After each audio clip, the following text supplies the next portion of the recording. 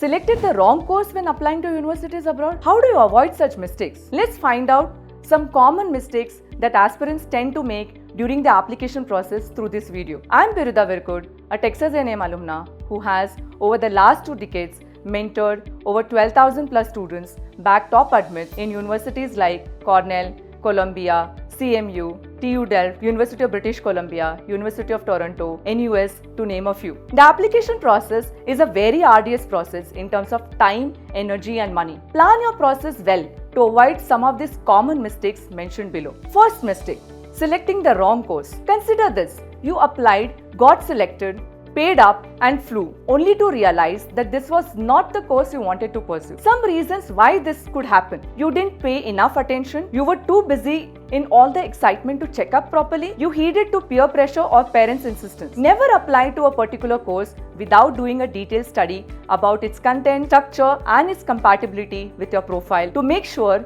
you don't select the wrong course. Attend as many university sessions you come across. Check the course outline. Check if you have any prerequisites that are required and try to complete them in your home country. Do anything and everything to be extremely sure about what you are getting into and investing into. Mistake 2. Applying to the wrong university. This is such a big blunder, and if this is combined with selecting the wrong course, then it could get you frustrated. You started wondering why in the first place did you select this university? Was it just because the city has the best clubs or the most happening social life, or it's closer to your relatives' home? Similarly, if you take a fancy university over the next best university offering you a decent scholarship, do think twice before making this decision. Carefully checking the university's location, reputation, course structure, admission criteria, placements, accreditation, scholarships awarded and diversity, all of these play an important role in deciding where you will be headed to. The reliable way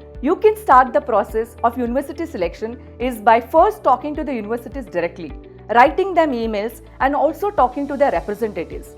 Mistake 3. Not interacting with enough and the right people. The internet is good, but never good enough. Students end up relying heavily on the internet for information while applying abroad. This often leads to confusion, misconceptions, unrealistic expectations, and sometimes even disappointment. I would strongly recommend that you talk to people, seniors, teachers at the university. Talk to everyone you think can add value to your application and some of the inputs to make an informed choice. Mistake number 4. Applying too early or too late.